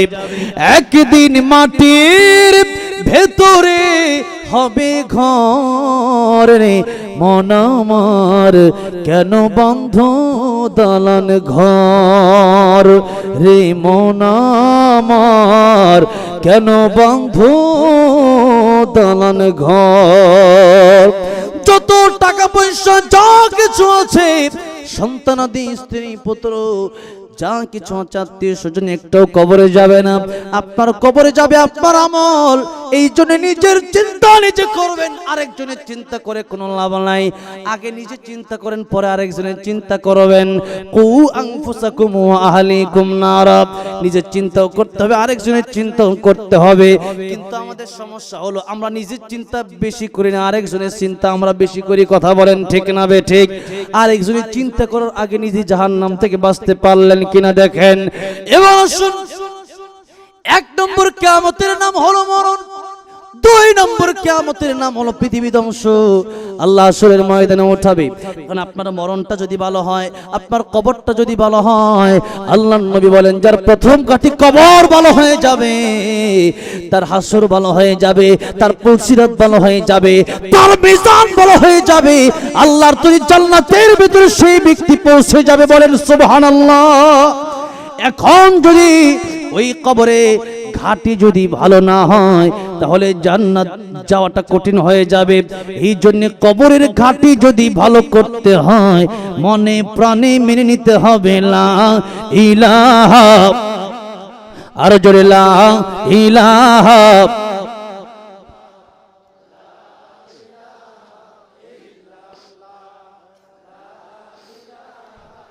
লা ইলাহা ইল্লাল্লাহ মুহাম্মাদুর রাসূলুল্লাহ সাল্লাল্লাহু আলাইহি ওয়াসাল্লাম। এবার আসেন 2 কিয়ামতের ভিতরে আমাদের শান্তি দরকার। শান্তির পথে হলো আল্লাহর হুকুম, রাসূলের তরিকা, আমানু ওয়া আমিলুস সালিহাত। আর 2টা এবার বলে দিচ্ছি, এগুলো হচ্ছে প্রধানত কারণ। 1 নম্বর ঈমান, 2 নম্বর নেক আমল। এগুলোর ব্যাখ্যা অনেক বড়। ঈমান আর নেক আমল মানে জীবনের শুরু থেকে মৃত্যু পর্যন্ত আল্লাহর হুকুম, রাসূলের তরিকা। এবার আসেন পরের দিকে যাই। আল্লাহ রাব্বুল আমিন বললেন আকাদ উফিহা, এই কিয়ামত হবে, কার কখন মরণ হবে এটা কি আমরা কেউ জানি? আচ্ছা, কার মরণ কখন হবে? কার 2025 আর কার 2026 সালে হবে কেউ জানি? বলেন। আরে কার মরণ কখন হবে এটা যদি সবাই জানতো, তাহলে মানুষ 1 মাস 2 মাস আগে থেকে আর রোড ঘাটে বের হতো না, মসজিদে গিয়ে বসে থাকতো। কিন্তু কার কখন মরণ হবে এটা তো আমাদের জানা নাই। এই তো চিরাং জানাতে মাত্র 5-6 দিন আগে 2 তারিখে একটা মাহফিল করলাম। আমার ওয়াজ শোনার জন্য এখানে যত মানুষ আছেন তার চেয়ে আরো অনেক মানুষ হয়েছিল সেখানে। একটা ছেলে আমার ওয়াজটা শোনার জন্য রাস্তা দিয়ে মোটরসাইকেল আসতেছিল, প্রতিমধ্যেই মাহফিলের কাছাকাছি রাস্তায় তার মরণ হয়ে যায়। আমার বাবাজিরা, আমার ভাইরা, সে যদি জানতো তার মরণ হয়ে যাবে, আজকে হয়তো সে ঘর থেকেই বের হতো না। কিন্তু ওয়াজ শোনার জন্য এসে তার মরণ হয়ে গেল। কার মরণ কোথায় হবে কখন হবে কেউ জানে না। ইযা জাআ আজালুহুম লা ইস্তাখিরুনা সাআতান ওয়া লা ইস্তাকদিমুন। এই জন্য কার মরণ কখন হবে কোথায় হবে জানা নাই। বাংলাদেশের একজন শিল্পী, নাম তার ফিরোজ সাহেব, গান গাইতেছিল। 1 মিনিটের নাই ভরসা, সঙ্গ হবে রং তামাশা।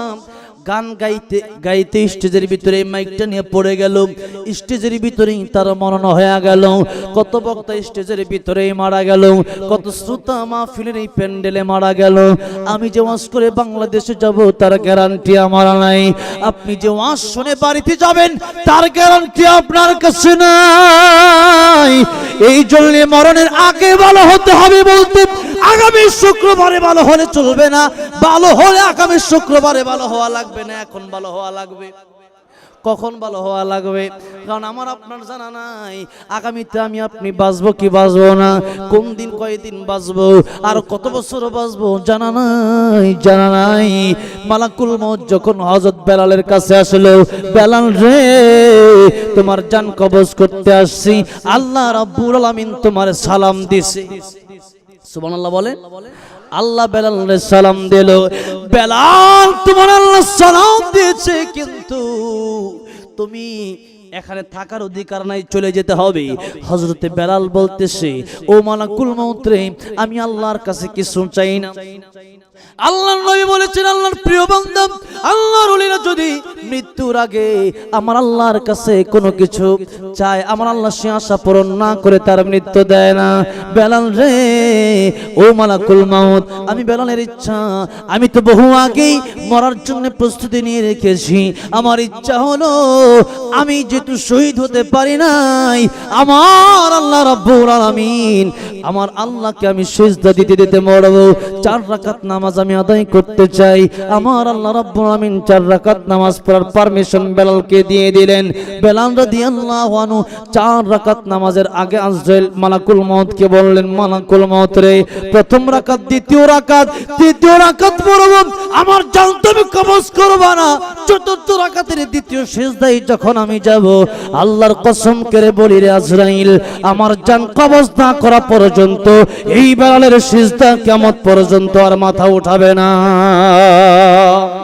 এই বেলাল মাথা উঠাবে না। বেলাল বলতেছে, আমি তো সর্বক্ষণিক প্রস্তুত, কারণ ইমানদার জানে যে কোনো সময়ে মরণ হবে।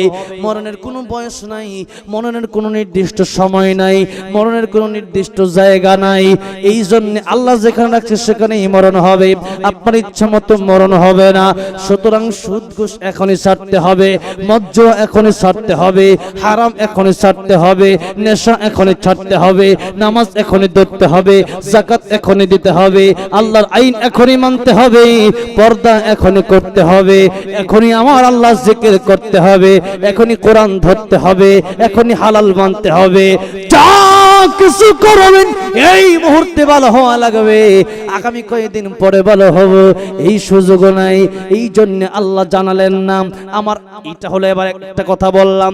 2 নম্বর কারণ হলো, 1 নম্বর কারণ সবাই সবসময় যেন প্রস্তুতি নিয়ে থাকে।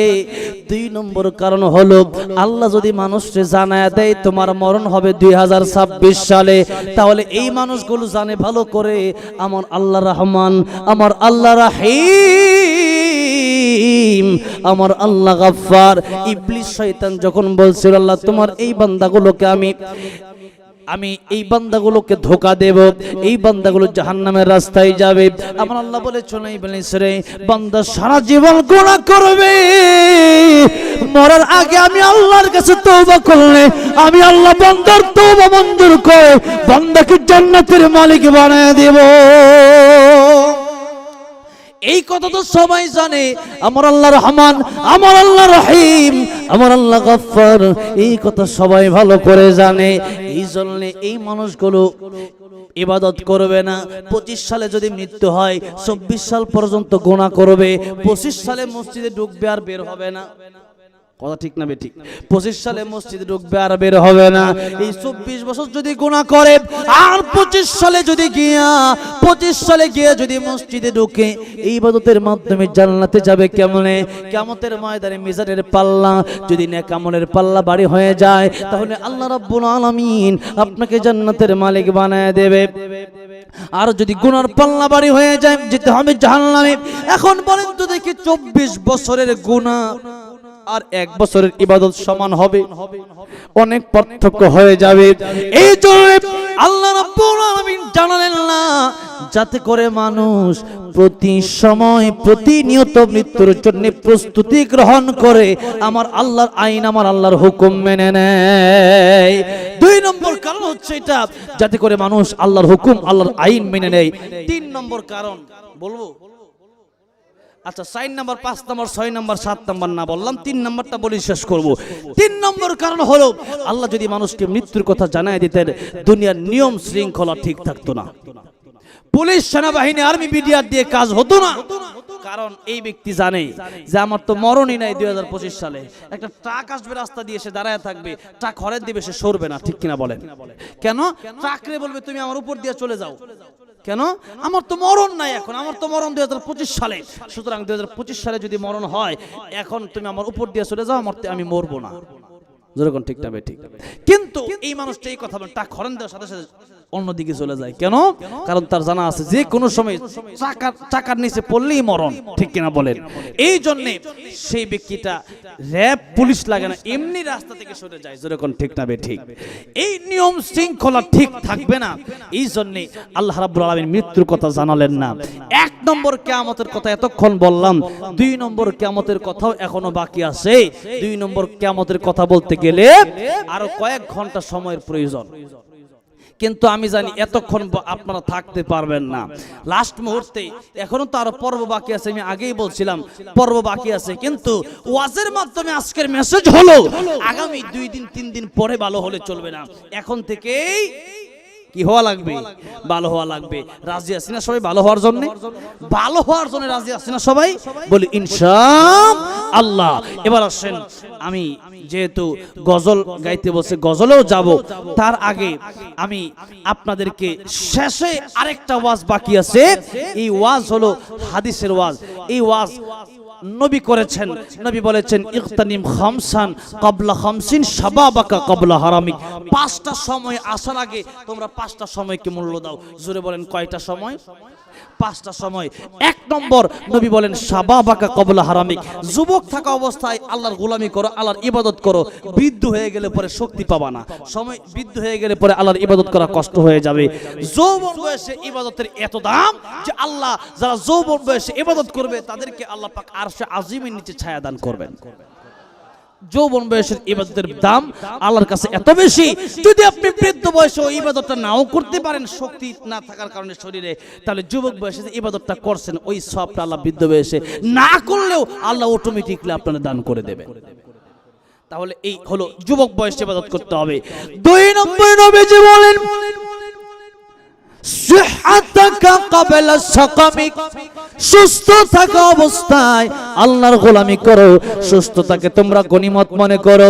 একটা সময় আসবে তুমি অসুস্থ হয়ে যেতে পারো, ওই সময় যদি তুমি অসুস্থ হয়ে যাও, খাওয়াই ভালো লাগে না, খাওয়া দাওয়াই ভালো লাগে না, খাবার ভালো লাগে না, নামাজ কেমনে পড়বা, রোজা কেমনে রাখবা, হজ কেমনে করবা, যাকাত কেমনে দিবা, ওই সময় অসুস্থ হওয়ার কারণে টাকা পয়সাও যাবে, শরীরও নষ্ট হবে, মানুষ চিরজীবন সুস্থ থাকে না। এই জন্য নবীজি বললেন অসুস্থ হওয়ার আগে এই সুস্থতাকে কদর করে মূল্য দাও। 3 নম্বরে নবীজি বললেন গিনাকা ক্বাবলা ফাকারিক। আমি নবীজি তোমাদেরকে বললাম সকাল বেলার ধনীর তুই ফকির, সন্ধ্যা বেলা টাকা পয়সা যাচ্ছে কাল নাই, টাকা পয়সা থাকবে না, টাকা পয়সা থাকবে আপনি থাকবেন না, আপনি চলে যাবেন, টাকা পয়সা সব কিছু জায়গায় জায়গায় থাকবে, টাকা পয়সা ব্যাংকে থাকবে, জমি জমা থাকবে, আপনি মাটির উপরে থাকতে পারবেন না, আপনাকে চলে যেতে হবে মাটির নিচে। এই জন্য নবীজি বললেন টাকা পয়সা আছে, এই টাকা পয়সা গনিমত মনে করে আল্লাহর রাস্তায় তোমরা ব্যয় করে দাও। সুবহানাল্লাহ। কার রাস্তায় ব্যয় করতে হবে জোরে বলেন, জোরে বলেন কার রাস্তায়? এই হলো 3টা, আর 2টা পরে বলবো। তার আগে আমি প্রায় রাত 12টা বেজে গেছে, প্রায় আরো সময় তো কিছুক্ষণ আমার দিতে হবে। তার আগে আপনারা যারা এখানে এসেছেন আজকের মাহফিল হওয়াতে কারা কারা খুশি একটু হাতটা উঠান। আলহামদুলিল্লাহ, হাতটা নামান। এবার এই মাহফিলটা প্রতি বছর হোক, আমরা চাই কি চাই না? চাই কি চাই না? সবাই আমরা এই মাহফিলটা হোক চাই, কারণ এই মাহফিলটা হওয়ার মাধ্যমে মানুষের জীবনের পরিবর্তন হবে, মানুষ নামাজি হবে, মানুষ কোরআন শিখবে, মানুষ হাদিস শিখবে, মানুষ দ্বীনের প্রতি পা বাড়াবে। এই আলোচনার মাধ্যমে, এই কোরআনের আয়োজনের মাধ্যমে, এই মাহফিলের মাধ্যমে, এই মাহফিলটা যদি আমরা করতে পারি, কাল কিয়ামতের ময়দানে এই মাহফিলটা আমাদের নাজাতের উসিলা হয়ে যেতে পারে, ঠিক কিনা বলেন? এই জন্য এই মাহফিলে প্রতি বছর যদি হয় এই মাহফিল, তাহলে এটা কি একা কারো মাধ্যমে করা সম্ভব? সবার মাধ্যমেই করতে হবে। আমার কথা এখন যে কথাই বলবো একজন উঠবেন না, কিন্তু কারণ হচ্ছে এখনো সামনে আরো অনেকে আছে শুধু গজল শোনার জন্য, নাকি বলেন?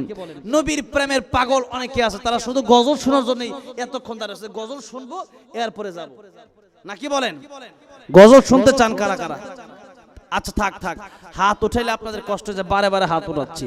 আচ্ছা যাক, দেখতে তো হবে এখন কারা কারা রাজি কারা রাজি না, বুঝতে হবে না?